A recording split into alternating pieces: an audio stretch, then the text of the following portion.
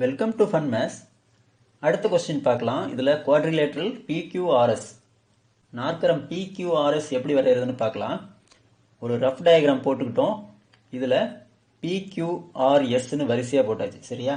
இப்போ PQ 3.5, QRும் 3.5 ரெண்டையும் mark பண்ணியாச்சு.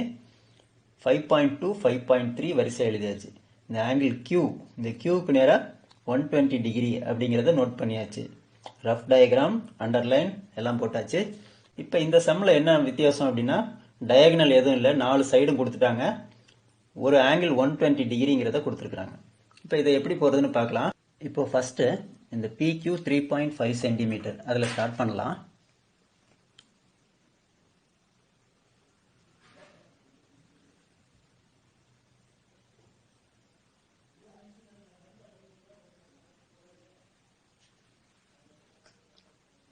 PQ 3.5 centimetre. அடுத்தது இந்த Qலேருந்துட்டு 120 டிகிரி ஒரு லைன் போட போகிறோம். இந்த பாயிண்ட் இருக்கு இல்லையா, இந்த மிட் பாயிண்ட்டு, இந்த மிட் பாயிண்ட்டு அந்த Qவில் மேட்ச் பண்ணணும். மேட்ச் பண்ணிவிட்டு இந்த 0-180 லைன் இந்த PQங்கிற லைனில் கோயின்சிட் ஆகுது. சரியா?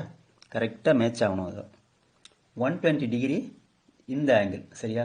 இப்போது இப்படி இருக்குன்னு வச்சுக்கோ ஒரு லைனு. இங்கேருந்து எடுத்திங்கன்னா 60 டிகிரி, இங்கேருந்து 120. சரியா? அப்போது இதுலேருந்து 120 இங்கே வருது. இப்போ அந்த 120 டிகிரி லைனை ஃபார்ம் பண்ணுறோம்.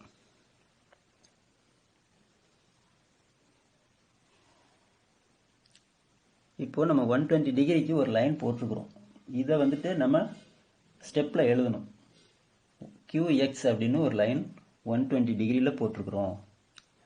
அதை எழுதணும். இந்த 120 டிகிரி இங்கே போடணும். கொஞ்சம் நேரம் கழிச்சு எழுதிக்கலாம். சரியா? இப்போது இந்த 120 டிகிரி லைனில் 3.5 சென்டிமீட்டர்.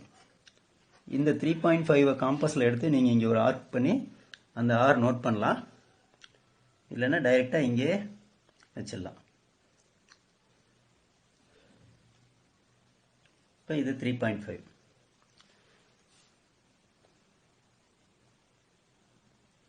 சரியா? இந்த பாயிண்ட்டு ஆர். ஃபஸ்ட்டு இந்த ஆர் தான் எழுதணும். இந்த QR 3.5.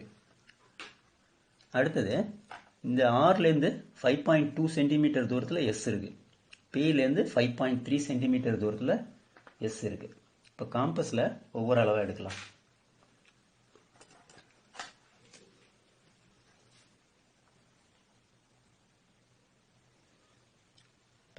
Pலேருந்து எடுத்தோம் அப்படின்னா 5.3, Pயை சென்டராக வச்சு ஆர்க் போட போகிறோம்.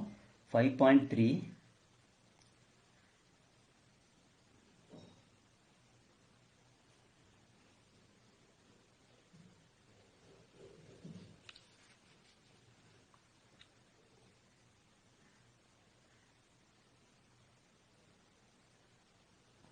அடுத்தது ஆரை சென்டராக வச்சு 5.2 ரேடியஸ்க்கு ஒரு ஆர்க் போட போகிறோம்.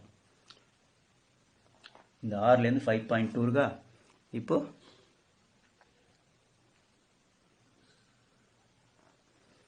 ஒரு mm தான் கம்மியாக இருக்கும். அடுத்த சின்ன லைன் 5.2 தெரியுதா?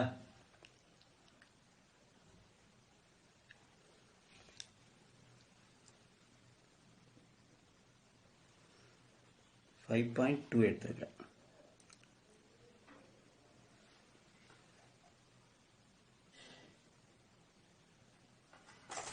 இப்போ இந்த இடம் தான் எஸ்.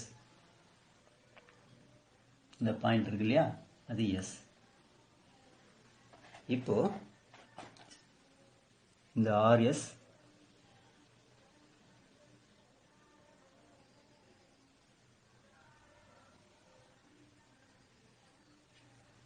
இந்த PS ரெண்டையும் கனெக்ட் பண்ணியாச்சு.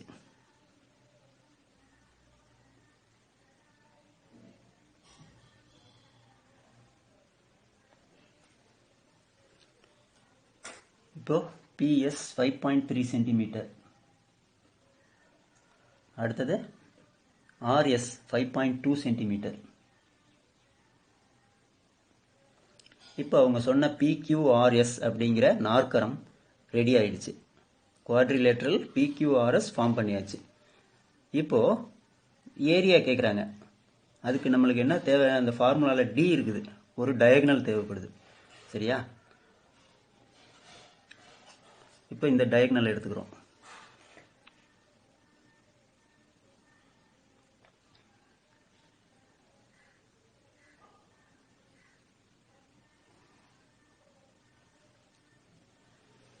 இந்த டயகனல் எடுத்தாச்சு. இந்த டயகனல் எவ்வளோ இருக்குன்னு அளக்கணும். இது பார்த்தீங்க அப்படின்னா 6.1 பக்கத்தில் வரும். சரியா? 6க்கும் 6.1க்கும் மிடில் வரும். இதை வந்துட்டு நம்ம 6ன்னு எடுத்துக்கிறோம். இப்போது ஒரு இடத்துல ரஃபாக கூட எழுதிங்க. சரியா? D இஸ் ஈக்குவல் டு, நான் வந்துட்டு இங்கே 6ன்னு வச்சுருக்கேன். உங்களுக்கு 6.1 வந்துச்சு அப்படின்னா 6.1ன்னு எழுதுங்க. சரியா? இது வந்துட்டு சரியான அளவு வந்துட்டு 6.06 வரும். நம்ம அந்த கரெக்டான அளவுலாம் நம்ம அளக்க முடியாது. 6ன்னு வச்சுக்கலாம் அல்லது 6.1ன்னு வச்சுக்கலாம். அடுத்தது இப்போ பெர்பெண்டிகுலர் ஹைட் வேணும். ரெண்டு H1 H2 இது ரெண்டும் வேணும். அதுக்கு இப்போ என்ன பண்ண போகிறோம்? இந்த இடம் இருக்கு இல்லையா, PQR, இது வந்துட்டு ஒரு ட்ரையாங்கிள். என்ன ட்ரையாங்கிள்? ஐசாசலிஸ் ட்ரையாங்கிள். இரு சமபக்க முக்கோணம், ரெண்டு பக்கமும் சமமாக இருக்குது. சரியா?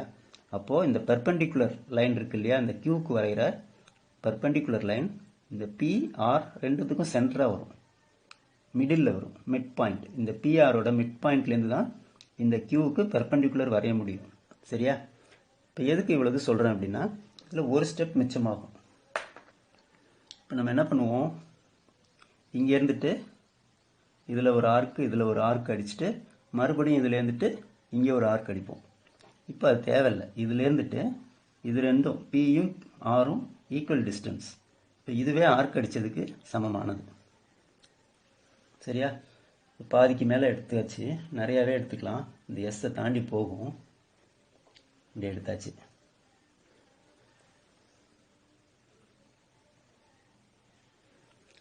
போட்டாச்சா? இப்போது இந்த கட் பண்ண பாயிண்ட் இருக்கு இல்லையா, இந்த கட் பண்ண பாயிண்ட்லேருந்துட்டு Qக்கு செட் பண்ணலாம். இப்படி செட் பண்ணிவிட்டு இந்த டயகனல் வரைக்கும் பர்பெண்டிகுலர் வரைஞ்சிக்கலாம். சரியா? இது 90 டிகிரி. அடுத்தது இந்த 5.3 ஒரு பக்கம், இன்னொரு பக்கம் 5.2. இது வந்து கிட்டத்தட்ட ஒரு ஐசாசலிஸ் ட்ரையாங்கிள். இரு சமபக்க முக்கோணம் மாதிரியே தான் இருக்கும். ஒரு 0.1 வித்தியாசம் வருது. அதனால நம்ம இந்த ரெண்டு பாயிண்ட்லேருந்து டைரெக்டாக ஆர்க் அடிக்க வேண்டாம். கொஞ்சம் தான் வித்தியாசம் வரும். இருந்தாலும் நம்ம முறைப்படி செய்யலாம். இப்போ எஸ்லேருந்துட்டு இப்போ இது ரெண்டும் ஈக்குவலாக இருந்துச்சுன்னா இந்த ஸ்டெப்பு தேவையில்லை. ஒரு 0.1 சென்டிமீட்டர் வித்தியாசம் இருக்கிறதுனால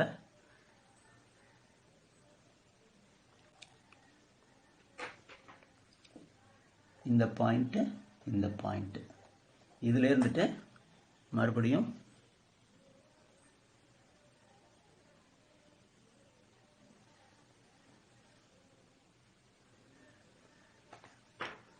கட் பண்ண இடம், இந்த எஸ் ரெண்டையும் மேட்ச் பண்ணுறோம்.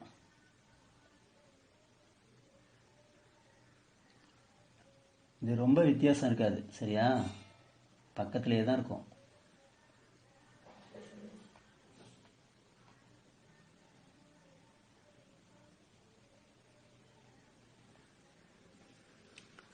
இதோட பர்பெண்டிகுலர் ஹைட்டு இங்கே அளந்தா போதும். சரியா? பக்கத்தில் தான் இருக்கும் ரெண்டும். இப்போது இது 90 டிகிரி. இப்போ இந்த H1 H2 அளந்துடலாம். இந்த இடம் 1.7க்கும் 8க்கும் நடுவில் இருக்கும். சரியா? 1.7க்கும் 1.8க்கும் நடுவில் இருக்கும். நீங்கள் என்ன பண்ணுறீங்க? உங்களுக்கு எந்த நம்பர் பக்கமாக இருக்கோ அதை எழுதுங்க. கணக்கு போடுறப்ப அட்ஜஸ்ட் பண்ணணும். கணக்கை ஈஸியாக போடுறதுக்காக நம்ம இப்போது H1 இதை வந்து ரஃபாக ஒரு இடத்துல போடுங்க இதெல்லாம். சரியா? H1 இஸ் ஈக்குவல் டு 1.8ன்னு எடுத்தீங்க அப்படின்னா இதை நோட் பண்ணிக்கோங்க. அல்லது 1.7. சரியா? இது ரெண்டுத்தில் எந்த நம்பரை எடுத்தால் நம்ம கணக்கு போடுறதுக்கு ஈஸியாக இருக்கும் அப்படின்னு பார்த்துக்கணும். இந்த டி இருக்கு இல்லையா, இதுவும் வந்துட்டு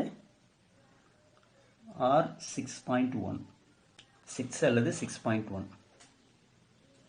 இப்போ H2 அளந்தீங்க அப்படின்னா இந்த 4.3 பக்கத்துலேயே இருக்கும். சரியா? இந்த 4.3 நோட் பண்ணிங்க.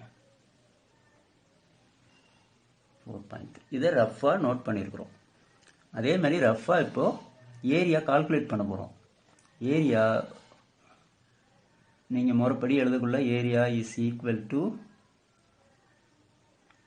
half into D into H1 plus H2 formula போட்டுருவோம். அடுத்தது half into இந்த H1 H2 ஆட் பண்ணி பாருங்க. 4.3 இது கூட இந்த 1.7 ஆட் பண்ணீங்க அப்படின்னா கரெக்டாக 6 வந்துடும். 6ன்னு வந்துச்சுன்னா நம்மளுக்கு கால்குலேட் பண்ணுறதுக்கு ஈஸியாக இருக்குமா, அதனால் நம்ம இந்த 1.7 எடுத்துக்கிறோம். சரியா? H1 H2ல 1.7 plus 4.3. இப்போ இங்கே 6 வருது, இங்கேயும் 6ன்னு இருந்துச்சுன்னா பிரச்சனை முடிஞ்சிச்சா?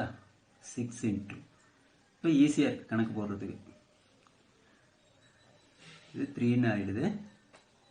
3 into 1.7 plus 4.3 6 is equal to 18 square centimeter. இப்படி போட்டு முடிச்சாச்சு. புரியுதா? போட்டு பாருங்க. ப்ராக்டிக்கலாக உங்களுக்கு என்னென்ன பிரச்சனை வருது அப்படின்ட்டு போட்டு பார்த்தா தான் தெரியும். சரியா? இந்த மாதிரி கணக்கு போடக்குள்ள எந்தெந்த நம்பரை எடுத்துக்கிறது பர்ஃபெக்டாக கால்குலேட் பண்ணோம் அப்படின்னா இதெல்லாம் வேறு அளவு வரும். 6.06 அதுக்கிட்ட வரும். சரியா? அது நம்மளால் முடியாது இதில் அளக்கிறது. சரியா? தேங்க்யூ.